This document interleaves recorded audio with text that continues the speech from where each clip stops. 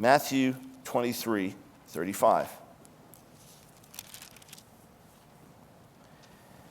And so upon you, this is Yeshua speaking, will come all the righteous blood that has been shed on earth, from the blood of righteous Abel to the blood of Zechariah, son of Berechiah, whom you murdered between the temple and the altar.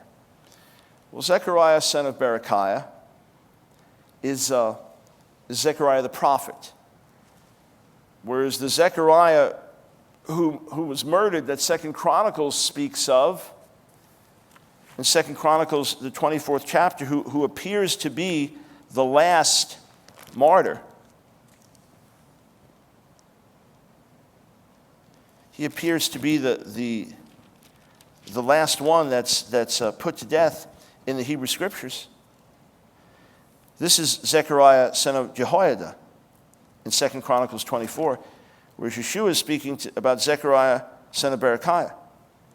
Or was it possible that the biblical prophet was murdered between the temple and the altar? It's possible, but he seems to be talking about this other Zechariah, son of Jehoiada. Does that mean that Jesus misquoted? He got the names wrong? Some say, no, we respect Yeshua was a great rabbi, but his disciples didn't know anything, so Matthew got it wrong.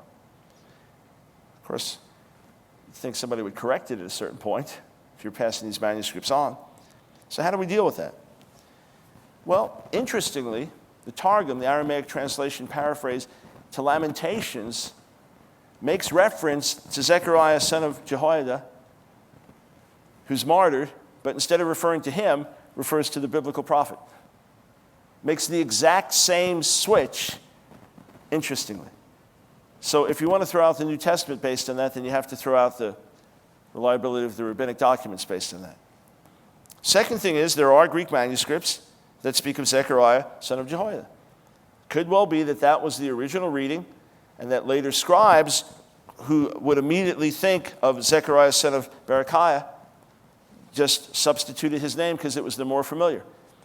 It would be, for example, if there was somebody talking about Michael L. Brown with an E at the end of the name, and writing about this person who was teaching and preaching in different churches and congregations and so on, and then someone else was reading it later and think, oh, they misspelled his name. There's no E at the end of the name. They're actually talking about somebody else. So just as the Talmud we saw got some names confused, and somehow the later editors passed them on like that, very possible that a scribe got the name wrong at a certain point, and that became the major scribal tradition, so that the original reading was not accurately preserved. That's certainly possible. But what happens here is the exact same thing has happened in the Talmudic text, and exact same thing has happened in the Targum to Lamentations. If you want to make a big deal out of this, then you got to make a big deal out of the rabbinic writings and throw the whole thing out. Or one other possibility, which is also easily explained, is this. It's very common in Hebrew writing to use abbreviations. You'll just have so-and-so son of with a slash, and you don't write the rest of it. Shortened phrases, abbreviations, the Hebrew manuscripts are filled with that. And if some of Matthew's gospel, some of the sayings, teachings, the tradition is that he preserved some of the teachings of Jesus in Hebrew, wrote them in Hebrew. If this was originally written in Hebrew, you could have well had to the blood of Zechariah slash, Zechariah son of slash.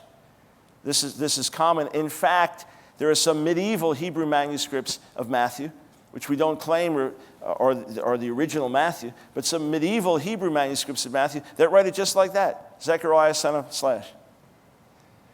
So it could easily be that's how it was initially written, and then a later scribe just put down the familiar name that would pop to his mind, the biblical prophet. And that's it. It's not a big deal.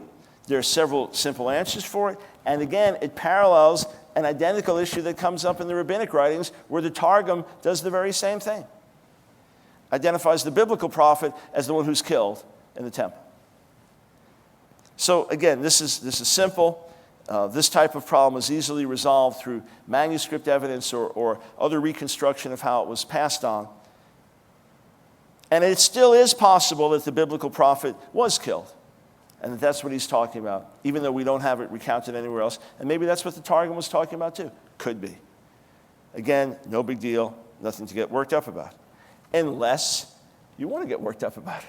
But I warn you, if you get worked up about this, you're going to end up throwing out everything you believe.